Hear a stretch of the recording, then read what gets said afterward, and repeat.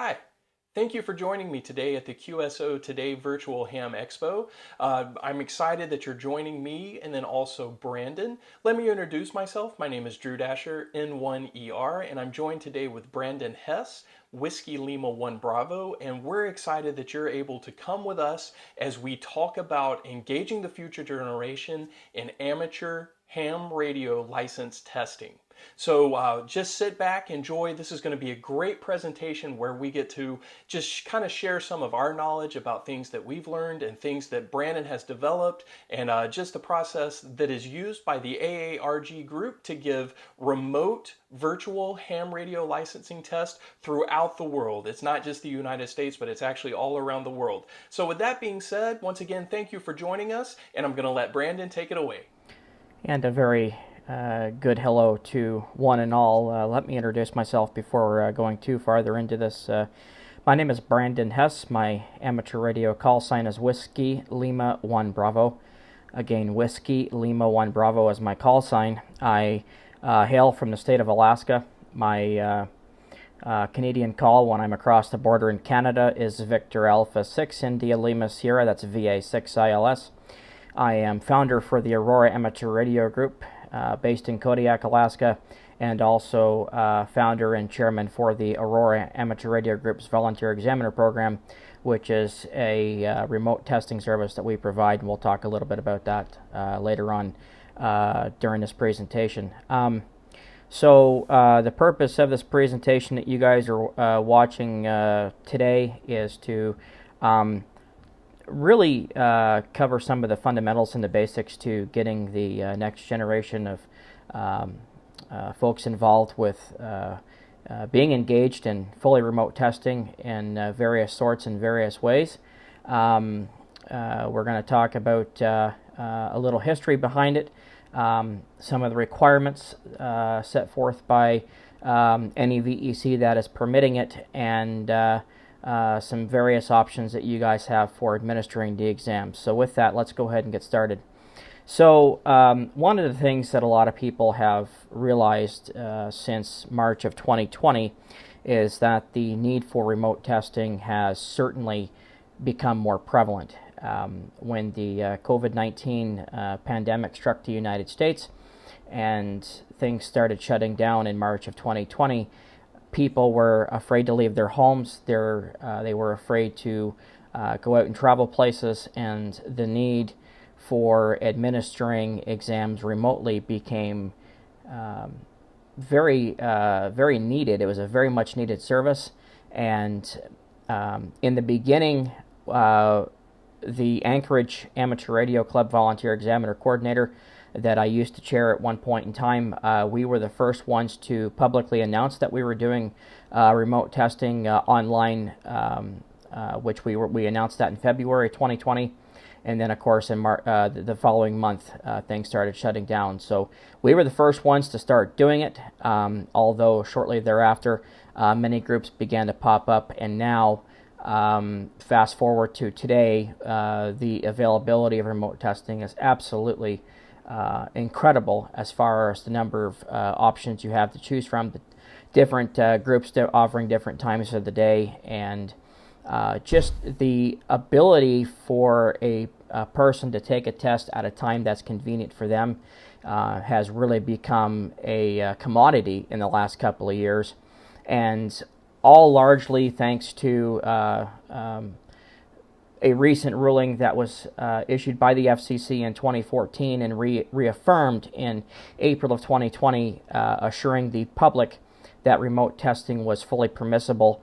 And so the caveat to this is when we talk about the ability to set up for a remote test, if you're an examinee and you're setting up for a remote test, what ends up happening is the technical requirements might seem a little stringent, but when you look at the requirements and you look at the amount of time it takes to set yourself up for a remote exam, as opposed to driving somewhere and waiting to do an in-person exam, you'll find yourself saving a lot of time. You'll find yourself a lot happier to do it from the comfort of the inside of your own home. And realistically, if you've got a computer with a decent internet connection, a working webcam, a web browser that's fully up to date, then really getting a remote exam is a relatively simple task. Making sure that you have the ability to do video conferencing, making sure that you've got the bandwidth for it are all imperative things. But like I said, the biggest thing is it doesn't take long to get set up. I mean, if you've got something like Zoom installed, which is what most people are using these days, and you've got a connection that's at least 5 to 7 megs down and a meg or two up, then there's no reason why you can't have meet the requirements for remote testing. So it's very easy to do. And again, the biggest caveat to it is you can test from anywhere. There's no there's no issue with testing from anywhere. You can do it literally anywhere in the world as long as you've got a reliable internet connection and you've got a way to connect to a video conference and you have a way to access the internet. You're golden. So a little bit of a history on this. Like I said a few moments ago, remote testing was authorized by the FCC in 2014 as a result of a petition that was submitted to the Commission in 2012 by the Anchorage Amateur Radio Club Volunteer Examiner Coordinator. They had petitioned the Commission at that time to authorize and permit the administration of examinations at distance or remotely, and in 2014 that became a reality by the releasing of DA 14-74, which is available on the FCC's website, and that document essentially opened up the authorization for remote testing, which up until 2020 was not a very common thing, and up until then most remote testing that was done through the use of a vetted proctor, sending paper exams out to a village in Alaska, supervising the exam from start to finish over video. They mail everything back to the VEC. Everything's graded. It was really quite a strenuous process, but fast forward to now, and it's just changed dramatically. So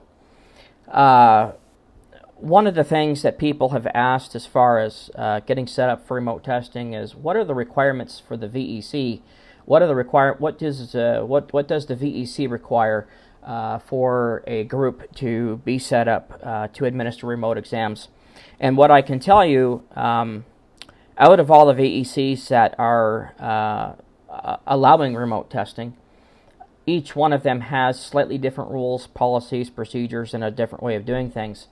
While the rules are not standard across the board, which I believe they should be, what you'll find is, at a minimum, you need some video conferencing software. You need an exam platform to administer the test if you're doing it paperless and electronically, and you also need a minimum of 3 VEs who can administer and certify any results or any exam administered to an applicant, certify that applicant to a test that they qualify for the license that they took a test for. So, one of the things that people have talked about, what platforms are out there to use, and to date, the biggest platform that most everybody is using is a tool called Exam Tools. Their website is exam.tools. It is a modernized exam platform that has the capability of doing both in-person testing, remote testing, examinations electronically, as well as generating paper exams and everything that you need to administer a paper exam and grade the exam electronically. That happens to be a platform that is being used by, like I said, a majority of the VE groups and VE teams across the country. Also, there is another smaller platform that is used by a group of folks in California. I don't have the name of it, don't have any information on it, but I know that group has written their own exam platform, and they are using it for basically the same purpose. They're administering exams in person with it, and they're doing very well with it. Another platform that is currently out there that I happen to be the co-developer of is a platform called Ham Exam Gen. And if you go to hamexamgen.com, that is all one word, hamexamgen.com. When you load the web page, you will find a bunch of links of information to include a practice exam generator. All of that is found on the website. But what makes Ham Exam Gen different from most mainstream platforms, it's designed by default to operate one of two ways. It is designed to operate on the internet as a full-fledged web-based platform giving paperless and electronic examinations. And also Ham Exam Gen is designed to operate off-grid. And what the off-grid concept means, the platform is designed to operate on a Raspberry Pi as the web server, connected to any wireless access point through an Ethernet cable, and then everybody that's connected to the wireless access point with their laptop or other device is able to still get into the platform and take an exam anywhere without the need of an internet connection, and everything runs identically to how you would run it on the internet. So that's one of the biggest perks to Ham Exam Gen. Also, Ham Exam Gen is a platform that requires very little bandwidth. So if you're doing exams in person and you're wondering, well, what are the bandwidth requirements? To use exam.tools comfortably, you need a connection of at least 2 to 3 megs down just for the platform itself. Whereas with Ham Exam Gen, we can run the platform very comfortably on 28.8 kilobits per second and have no issues with loading any of the exams or running any facet within the platform. Ham Exam Gen, as far as disk space, overall, the entire platform takes up less than 10 megs. As a matter of fact, the latest revision to the user interface put the entire platform down to about 6.8 megs. So think about how many 3.5-inch floppies that fits on, and that gives you an idea as to how small the platform is, whereas exam.tools is into the several gigs. So there's a big difference between the two. Both platforms have a purpose. Both platforms do the job. I'm not going to sit here and tell you what platform you should use, or the decision is entirely yours. Each platform has its advantages and has their disadvantages. But from a technical perspective, if you're interested in learning more about our platform, I'll be more than happy to answer any questions that you have. So the next thing that you have to take into consideration when doing remote testing is, well, coordinating volunteer examiners and setting up exam sessions. It realistically comes down to, well, if you've only got 3 or 4 people doing it and you're a small group, the questions you've got to ask yourself, well, what days of the week are we willing to do it? What times of the day are we willing to do it? And, what would be the job of each volunteer examiner aside from administering the exam and monitoring the examinee to meet the requirements set forth by Part 97 of the Commission's rules. So all of that has to be taken into consideration. What I tell people is a successful remote exam session typically consists of at least 6 or more VEs on a call if you've got more than one applicant. So something to kind of gauge yourselves on, and of course we can talk a little bit more about that in the Q&A session. So the other thing that we talk about when it comes to remote testing and kind of getting people actively involved is, there comes a point where you have to eventually recruit folks to serve with you. This is certainly an unpaid labor of love, as I like to call it. And one of the things that we have to really focus on is who wants to serve, who wants to give back in a very unique way and use technology as well as a good, reliable internet connection and help people get into the amateur radio service while administering their exam within the comfort of their own home. So being able to recruit that special type of volunteer examiner for the purpose of being able to do a service like this is very important. Making sure you have the right people who are serving with you, who understand the implications of remote testing, have the technological wherewithal to do it. All of those have to be taken into consideration. So one of the things that I would like to talk about is a little bit of the service that we've done under the Aurora Amateur Radio Group's Volunteer Examiner Program. As I've mentioned before, at one time I ran the Anchorage Amateur Radio Club VEC as their chairman, And on December 1st, 2020, I had resigned my position and began doing remote testing on our own under the auspices of our club, which is the Aurora Amateur Radio Group. On December 2nd, 2020, we began our remote testing service, and we haven't stopped. We've administered exams to nearly 1,500 people. We've given exams on 5 of the 7 continents worldwide, and we have seen a lot of people and from all walks of life. So one of the first little stories we'll talk about is Yakutat, Alaska. We had a guy who queried us by filing an application to test with us. And when he applied, he indicated to us that he was in Southeast Alaska, and Yakutat technically is in Southeast Alaska. I say it's barely, but it is in Southeast Alaska. But he emailed us and let us know that he was wanting to test first technician and general, which he did, and passed them both. But one of his issues was he was very concerned about his satellite internet holding up. And one of the things that I told him through email conversation back and forth was, if run this program, and it's a program that allows you to find the fastest DNS server, and let's see how this turns out. So basically, he ran this program, got the fastest DNS server, and applied it into his HughesNet modem, had everything rebooted, and surprisingly, he came and tested with us, and despite the delays that we had, because HughesNet does come with latency or a delay, we were able to give him his test without incident and without too many problems. When we tried to test a Zoom call with him before he did the DNS, I was very surprised that I got more than 90 seconds into a Zoom call, but within 2 minutes the call cut out and he was having issues with his internet. So we did a couple things with him. And so he was my first true satellite internet remote exam. Challenging to get everything up and running, but I would do one of those all over again if and when the time comes. So another group of people that we have had the opportunity to test, we have given exams to members of of the United States Armed Forces that are stationed overseas. Me being medically retired and a disabled United States Army veteran, I can personally attest to the willingness and the need for license testing for those who are active duty stationed abroad. We have had the opportunity to give exams to active duty military in Korea, Japan.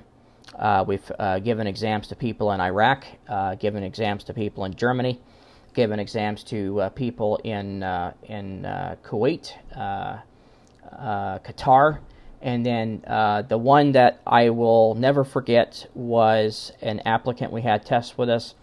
He was in Israel, and he was on TDY over there, taking his test with us at 2 o'clock in the morning, and of course he's taking it up on the upper floor of the building that he was in. And as you looked behind him, you could see clear into the city.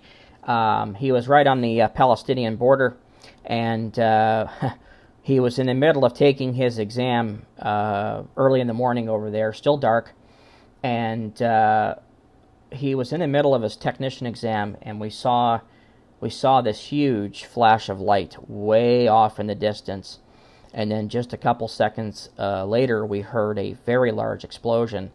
And the guy that was testing spun his head around real quick to see what it was, and he thought nothing of it because he turned his head back around, got back to his computer screen, and finished his exam. And then come to find out, they had some bombings going on at the time that were very close to where he was sitting, and some of those flashes were less than a couple of miles away from him. So. We were watching it on camera. It was a very tense moment for him, and startled some of my VEs, and I think it's something that a lot of us will never forget. So that was one of the interesting stories that we have had with our overseas military.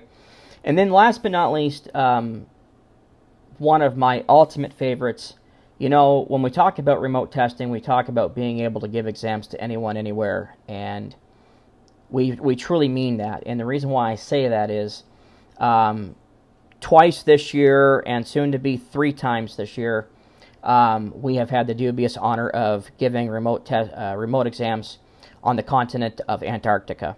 We have given exams at McMurdo Station. We had a young lady who worked as a weather observer for the National Science Foundation at McMurdo Station. She was down there. She tested with us for her tech in April of 2021.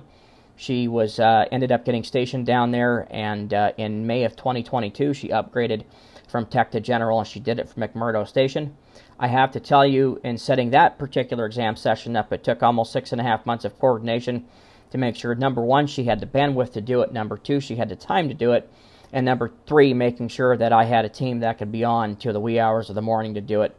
But she was my first one, and come to find out, they now have a continuous internet, satellite internet connection down there, which helps tremendously when it comes to scheduling the exams. It means we don't have to worry about satellite pass schedules and that sort of thing, at least with that particular station. So it was a lot of fun giving that exam. That was our first remote exam session, and that was also the first time that a fully remote, fully paperless exam was given, and that was all done through the power and intuitiveness of our exam platform, Ham Exam Gen. So then the other time in Antarctica that we did, it was field day weekend of this year, and we gave exams to 12 applicants at the Amundsen Scott Station, which is literally at the geographic South Pole in Antarctica.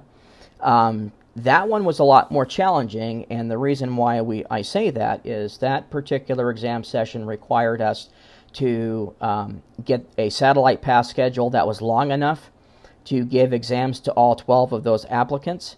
When we did the exam session, we had a 3-hour and 10-minute satellite pass from start to finish that we had to work with. We had 12 people testing, and we administered a total of 25 exams in that 3 hours and 10 minutes at the South Pole. It was wee hours Sunday morning, New Zealand time, which is the time zone they use at the South Pole.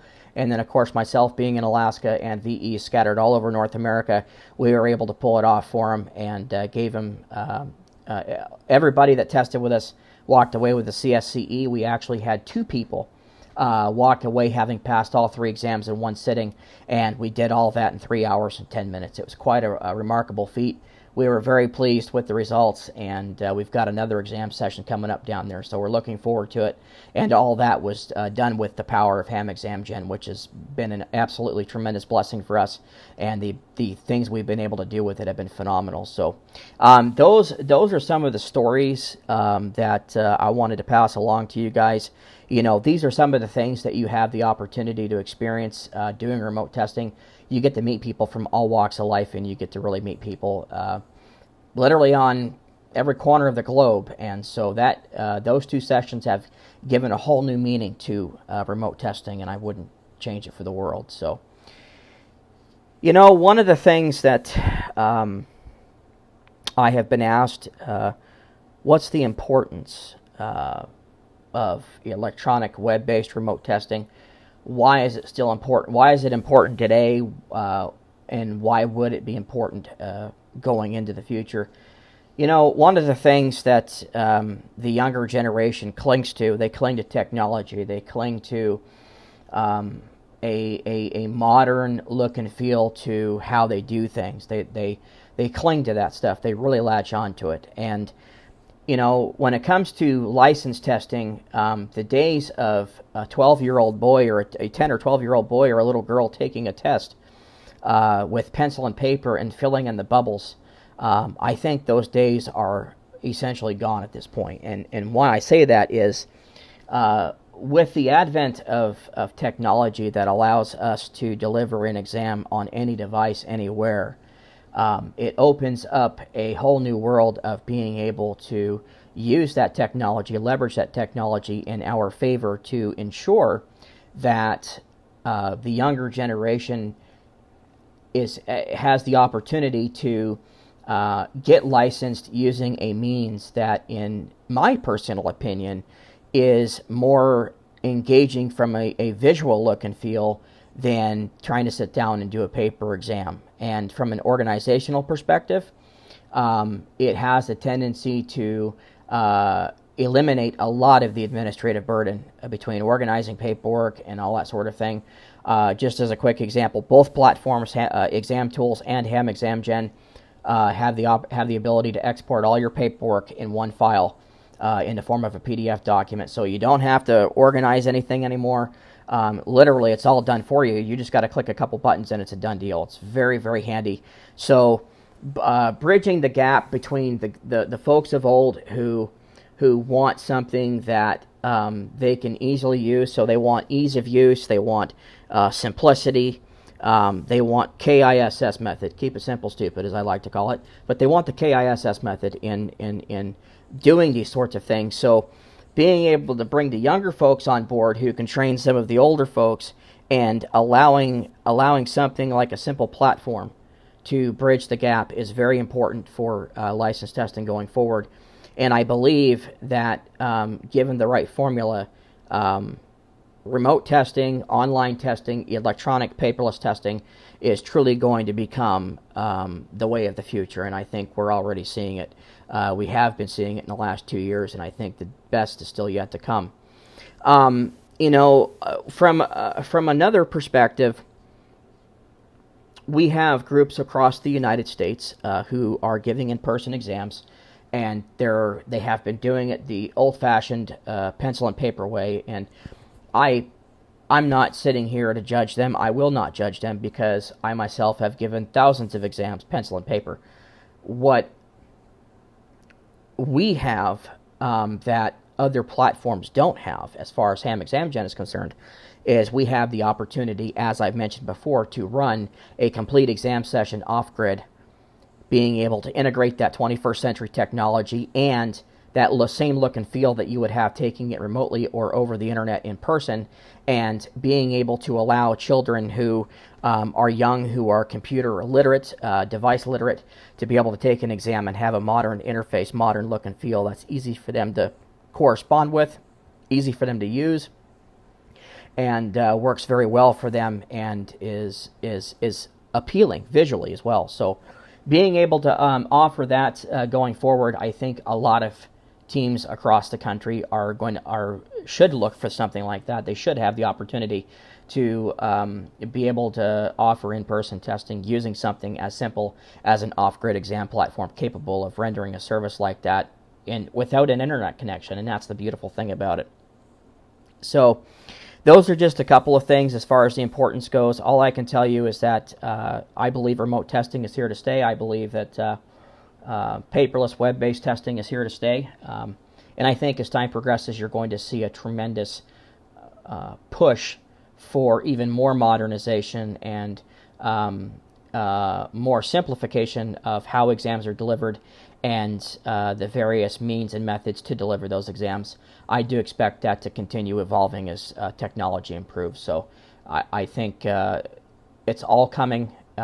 So sit back, relax, enjoy the ride, and thanks for flying to friendly skies of United. No, just kidding. Don't do that. Anyways, so the last thing I want to talk about this morning, or whatever time of day it happens to be, for those of you who are going to be watching this later, I want to talk a little bit about our volunteer examiner program. And I'm taking this opportunity as the founder for the Aurora Amateur Radio Group and the founder and chairman for the Aurora Amateur Radio Group Volunteer Examiner Program to kind of give the plug for what we do, for how we've been doing it to a lesser extent, and to give an open invitation. So our program, as I've said, was founded on December 2nd, 2020, as a result of me discontinuing or stepping down or resigning from my position as chairman for the Anchorage Amateur Radio Club VEC. I felt it was time for me to embark on a different in a different direction, and I've done that. When I started this, we had 9 VEs that originally were serving with us, and at one time we were close to 50 VEs on our roster. We're now down into the 30s, I believe, 35 or 36 on the roster as of this recording. But we do fully remote and proctored remote exams to anyone, anywhere that is willing to meet our requirements. What separates us from a lot of organizations, we are more than just an exam team. We are like a huge family. We treat each other like family. We afford each other the dignity and respect like family. And we do the same thing for our examinees. We treat them like family.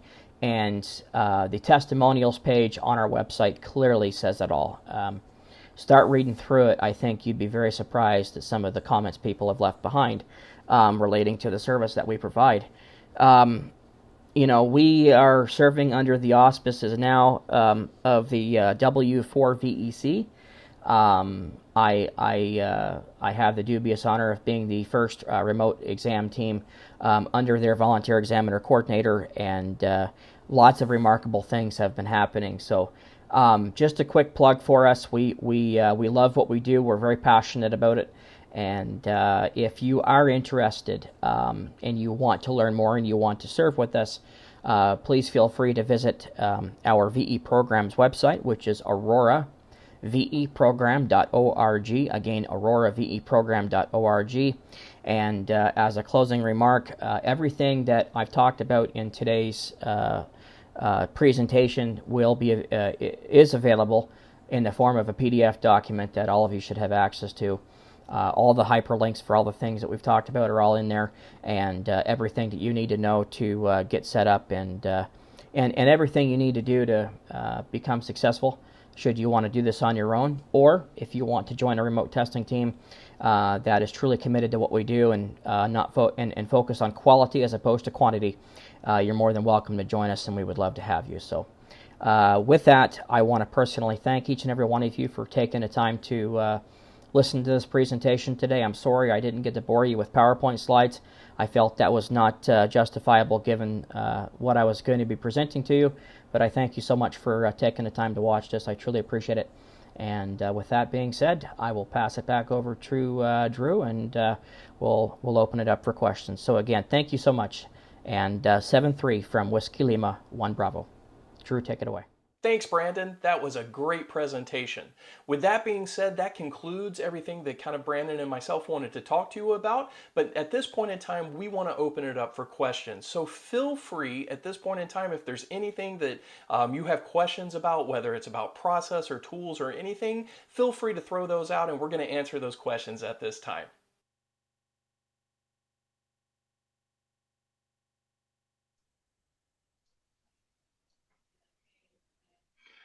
All right, all right. Hello, QSO today. Thank y'all so much for joining us for that presentation with Brandon. Unfortunately, Brandon is not able to make it today for the Q&A, and so I am joined by Tim Davis, and I'll let Tim introduce him here in a second. But I just want to introduce myself one more time, and then we'll kind of get into the Q&A over there. While I'm introducing myself, feel free to use that chat function that you should be seeing in the presentation. Ask your questions in there, and Tim and I will answer those as we get them. Once again, my name is Drew Dasher, November 1 Echo Romeo, and I'm coming to you live from Houston, Texas today. Oh, is this my turn? Yeah. I am Tim Davis. I am Whiskey 5 Victor Tango. I am coming from the North Dallas area in Texas. I am also the treasurer of the Aurora Amateur Radio Group. It's awesome to be a part of this group. So, feel free to ask your questions, and we'll be here for a little bit to answer them. Thank you very much, Tim. And I just want to throw out a reminder to everyone that's watching on this presentation. There is a link, and Brandon talked about it in the presentation. There's a PDF that has a lot of links for more information. It has some links to the FCC. It has just some different things. If you have further questions on what remote testing looks like what are those rules and regulations, like what do I have to do, go click on that PDF and you'll kind of get some other things there. All right. With that being said, feel free to start throwing those questions in the chat, and Tim and I will try and answer those. Looks like we've got a comment here from Donald. We definitely appreciate the kind words, and feel free to let us know if we can help your ham group at the church out. Absolutely. Thank you, Donald, for that comment. And I will say, so interestingly enough, Tim and I were kind of talking about this before the presentation. For those of you who are just kind of starting to dip your toe in the pool of remote testing, what I will encourage you to do is start using some of these online platforms like Brandon talked about, whether it's exam tools or Ham Exam Gen. Start using those for your in-person testing. So that way it gets your VE team kind of familiar with how the software works. It lets you just kind of ramp up to the point where now people no longer have to show up. Now you can just kind of put that out there on a schedule and you can have that software fully utilized. So yeah, Donald. And I think a lot of people are kind of where you're at, like doing in-person testing, but also, how are we going to get that next generation on board? It's going to be going to this computerized stuff. So thank you for that Can comment. also help you from test management perspective. If you're using the platform there in person, then you don't have to have all the paper. You don't have to sit there and grade by hand. Everything is done on the platform, and then you can digitally submit that up through the VEC. Once the session's over. Absolutely. And one other thing that I'll throw out that Brandon didn't actually talk about, but this is something else to keep in mind. Remember the old days of testing. You actually have to come with a check or you have to come with money, and somebody actually has to keep track of all that. And I know, accounting and all that sorts of stuff that comes with liability. With these remote platforms, I believe that Brandon and AARG uses Square in order to do total electronic payment. So now there is no cash that's passing through anybody's hand. Now that it's totally electronic at the end of the day, we have it set up so that the FCC will come and once a month, they come and hit the bank account because we have a credit card, but all of that is electronic. So it takes away a lot of that. Okay, what did I do with that check? What did I do with that $20 bill? And having to keep up with that. So that's something else to throw out there. And I see we have another question here from Douglas Victor Alpha 3 DGD. And it's, are you able to test operators in Canada remotely? And with our platform specifically, it is not currently set up to accept that because our program just does the US testing remotely. But I do know on the back end of the platform, they are inputting the Canadian tests and stuff like that. So I believe very soon that will be available. And honestly, if there is a VE that works with Canadian licensing and that's something that you would like to do, we're taking feature requests. Feel free to let us know, and I'm sure that's something that could be enabled relatively quickly because of the way that the platform works. I mean, all of the scaffolding is pretty much already built. In order to make, to enable Canadian testing, so to speak, we would just have to create that question pool, make sure that it's correct, and it would generate the tests. So that definitely is something that can be done relatively easily if that's something you're interested in. Absolutely. And just to piggyback on what Tim said, there are a couple of things that I want to throw out. Number one, as far as the Canada remote testing, I believe, and I couldn't tell you off the top of my head, and Tim, maybe you can help me with this, but I believe there are Canadian VEC groups that do have the ability and are currently giving Canadian remote tests for amateur licensing. I don't have those off the top of my head, but if you do a quick Google search, I know for a fact there's at least one group that's doing that. And I do want to give y'all an email address, president@aarg.club, president@aarg.club. That's Brandon's email address, and he wanted me to pass that along to y'all. If there is something that Tim and I are unable to answer, or downstream you start thinking about this in your head, you wake up in the middle of the night and you're like, oh, remote testing is the answer to Yep. everything, and you want to follow up, shoot Brandon an email at that email, and then we'll see if we can get that. And I see a follow up from Douglas here of what's your site. So it's going to be hamexamgen.com. So HAMEXAMGEN.com. And that's going to be our exam platform website. And I believe we have contact links and stuff like that through there as well. Yes. So Absolutely. if you have questions or anything, there's definitely a contact us page that you can go through and, shoot more questions or ask for more info. And Douglas, I would also check that PDF as well. There may be a link on that as well. I'm trying to think, but I believe so. All right. And then one other thing while y'all are still typing in those questions, I'll throw out just kind of a passion that I have for why, why did we even want to talk about remote license testing here? I think a lot of the times, a lot of people talk about, well, younger people today, they have social media, radios aren't social media, communication and this, that, and another. And there's a lot of attention that's paid to, well, we need to go to more digital. We need to, tweak the radio platform. That's after you actually get the people licensed. You can start worrying about that. But what I really see as a choke point on trying to just get people introduced to the hobby is making it convenient for them to get licensed. In this day and age, where especially kids went through COVID, where they were in school 100% of the time on remote, they're used to working on computers to take tests, to get licensed to do stuff, study for driver's license exams, whatever that is. And so this really is just that natural progression in amateur radio, just to utilize computers, utilize iPads, whatever it is, to really engage kids, to engage the younger generation. Maybe they don't want to wait once a month to go in person to take a test somewhere. Maybe they live 50 miles away. Whatever the case may be, this really is just a natural progression on that. Well, I think it's just a good step towards I don't want to say bringing the hobby into the future, but making sure that we are enabling the future of the hobby is, you got to kind of, meet in the middle. You got to, enable them the way they want to be enabled, which is online, in their rooms. And I know that we've given quite a few exams to, minor folks. I believe the youngest was 8 that passed the technician exam. Um, and it is really awesome to see them get enabled. Usually it's because their parents are, hams as well. But it's really cool that we have the ability to do this because there are some young people that would be interested in the hobby, but like Drew said, just aren't going to show up once a month or just don't want to wait for once a month. So this is definitely a way to kind of make sure that everybody gets taken care of, and also when they want to, because the exam schedule, when you're doing remote, it's a lot easier to get VEs together to do this kind of thing, on the week when everybody's at home, as opposed to just waiting until like the third Saturday of the month. So it gives you more opportunity to enable more people to get their license.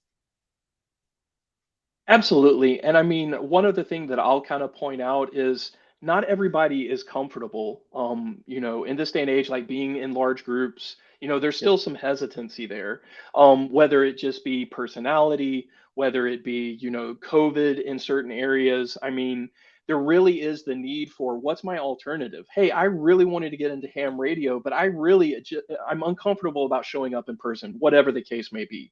And so this really just kind of gives an alternative thing for people that are just kind of uncomfortable in large group situations.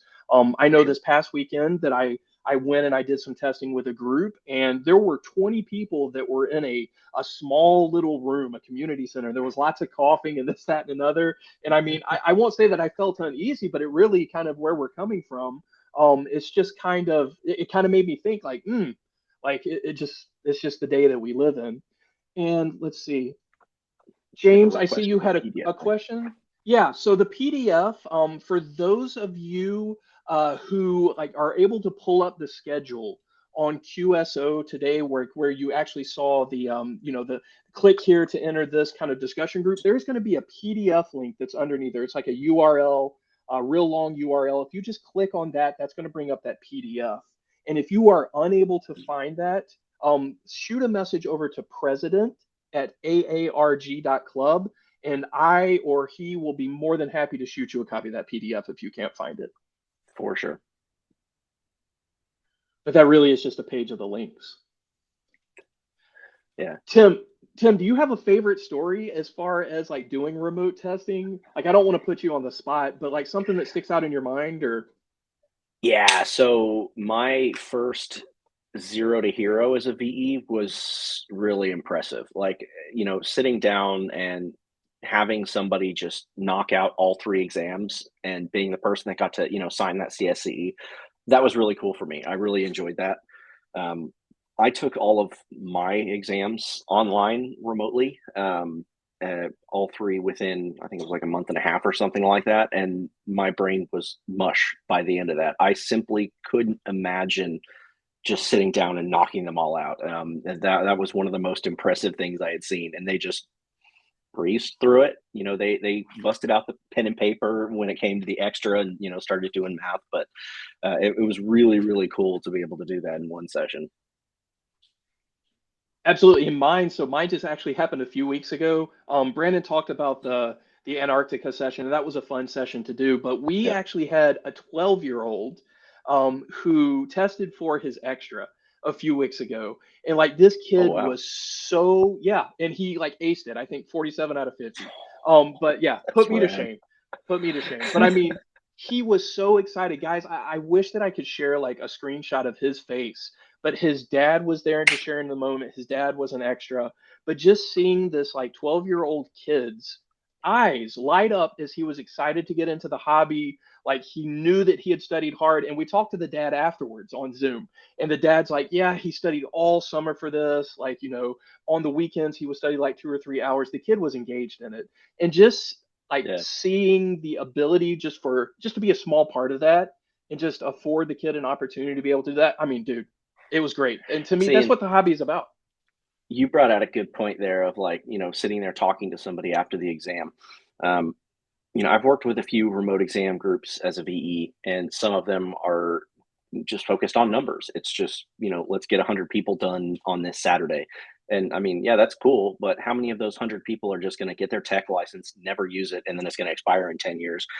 With us, it's, hey, let's get your license now.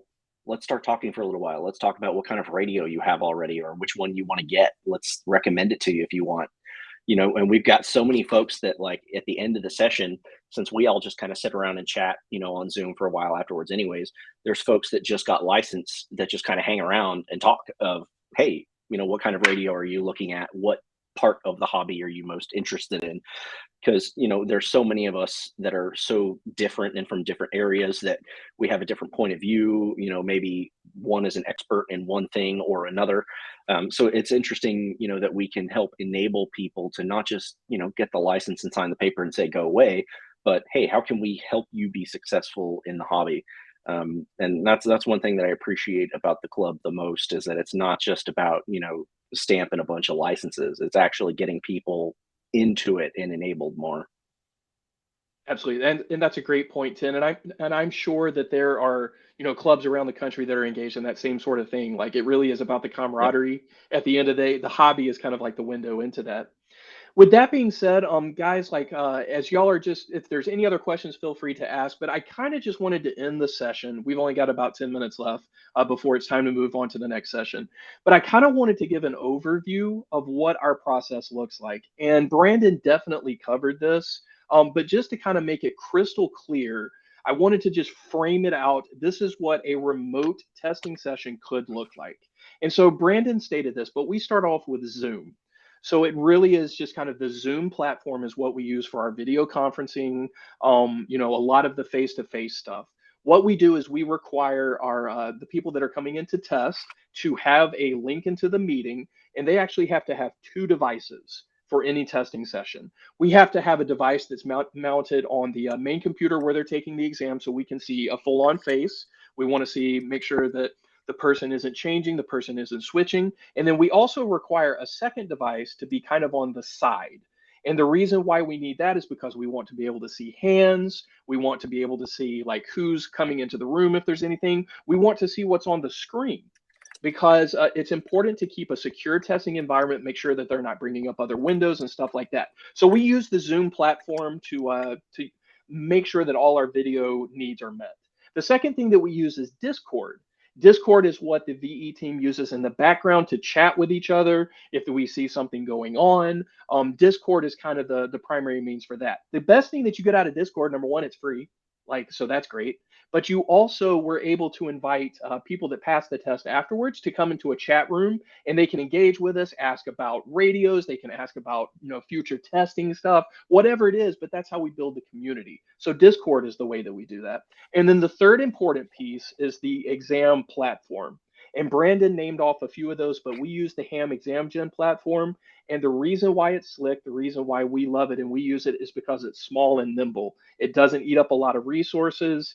It is designed in a way where there's stop signs where it's very hard to screw it up. Like you can't click something and break the entire system and just watch it melt down in front of you. It really is so small that you can actually stream it under 7 megs to the South Pole with a satellite. And we're running Zoom and the exam platform at the same time. So I'll just kind of let you think about that for a second. But that's why it's ideal for us. Tim, any comments on the process or anything I missed on that? Yeah, no, I mean that's exactly right, and it's funny how many people get told they're hired during our sessions because as soon as somebody gets their general at the very least, or if they go through extra, they're immediately asked, when they want to come back and take the VE exam and join our ragtag bunch of misfits, I guess. And it's very cool. I mean, we're all volunteers. We're kind of doing the thing, so we take every chance we can get to see if somebody else would be interested in coming to help out. And in all fairness, because of the way that we do it, because the service that we provide is a little more personable and personal. um, we actually have, I would probably say, a more positive number of folks that end up coming on and doing that versus folks that say they don't have time or aren't interested. Absolutely. So if we're imagining here, everybody that's out there, everybody that's thinking about doing remote testing, I want you to imagine with me for a second. So imagine a place where now you're working in a cashless environment. Everything is paid for online. Like you have an account that's set up where everything goes, but you are not physically handing money and trying to mail that somewhere. All the documentation is taking place online. You don't have to worry about physically signing documents. You don't have to worry about physically taking all these forms, make sure that you didn't leave something out, make sure that something didn't inadvertently get printed out. Like this is all electronically packaged. And at the end of the session, you're able to hit send once everything is signed off on. You're able to send that to your VEC. And then that gets processed to the FCC within 24 to 48 hours if it's testing during the week or something like that. So that is the biggest thing and the biggest difference that I'll throw out there. These new hams, these guys that are going for text, they want that call sign like tomorrow. And with some of these Yeah. in-person paper testing things, and I'm sure Tim can attest to this, you're going to be waiting a week, 2 weeks maybe, once all the stale mail gets through and stuff like that. Our group, it's not unheard of if we do a Thursday night session, they have a call sign by Saturday, as long as they're paying their fees and stuff like that. So, I mean, just throwing that out there is another benefit to Yeah. this. So I see Bill here has a question about, do you have to be in a remote area? So that was one thing that way back when, before COVID and stuff like that, there was proctors involved and it was kind of a whole big thing. And the groups that did it really only did it to service folks that were in, far off rural areas and stuff like that. These days, I mean, absolutely not. I mean, we've given remote tests to people in the middle of New York City who could find a test somewhere around there pretty easily. Remote testing these days is all about convenience. Like, could I drive 10 minutes down the road to the monthly test for the local club? Yeah, sure. But why would I want to when I could just hop on Zoom for 35 minutes on a Thursday night? So you do not have to be in a remote area. And that's to either take a test or to serve as a VE for remote exams. Can you give a VE exam remotely? So that's interesting because they're like it depends on the VEC. Some don't have VE exams. For the Aurora Amateur Radio Group, we do have a VE exam, and it is built into the Ham Exam Gen platform, and that is done remotely. So that way you can go through and not have to, go and take a test somewhere to become a VE. Um, and I mean, even through like ARRL and a few other of the VECs, all of their tests are kind of remote. You just fill out a PDF or you go on and do the form or whatever. Um, I guess the answer is it depends. But for most VECs these days, especially if they are a remote testing one, they're probably going to have a remote VE exam as well. Yeah, and going back to what Bill said, Bill, that's a great question. So the particular group that we work with, the AARG group, the only limitation to testing remote is you have to be a United States like citizen. You have to have some sort of tie into the United States, and we check that via passport, via some sort of official documentation. Now, if you're on a military base, in some faraway country, or you're, maybe you're living in Canada part-time. It doesn't necessarily matter where you're at. It just matters that you have a tie to the United States and one of the things that the FCC accepts. So we always check IDs. Like, we will not give it to someone that's not a United States citizen or has like ties to the United States. Like, there's definitely guidelines. But as far as where you live, no. Like, feel free to test whenever you want to with a remote exam. No limitation on that. And then, yeah, James, if you're interested in becoming a VE, I would check with, if you want to do remote stuff, then check out kind of with some of the groups that Brandon threw out there. Check out AARG. I'll go ahead and give a plug for that. If you're wanting to do something locally, then check with your local club, because like Tim said, it just depends on what deck it is. Yeah, if you're interested in, working with us, aarg.club is going to be the site that has our information for the radio club, and you can find the VE program links inside of that website as well. So Bill, you're asking about the cost. Are you talking about our exam cost per remote exam? Could you clarify that? If that is what you mean, then our exams currently for remote are $12 for our remote exams, and that will vary from group to group depending on if they're a subgroup of a VEC and they have to, pay the VEC funds and stuff like that. So really, the ones that I've seen are generally anywhere from like $10 to $15, give or take, for the remote exam.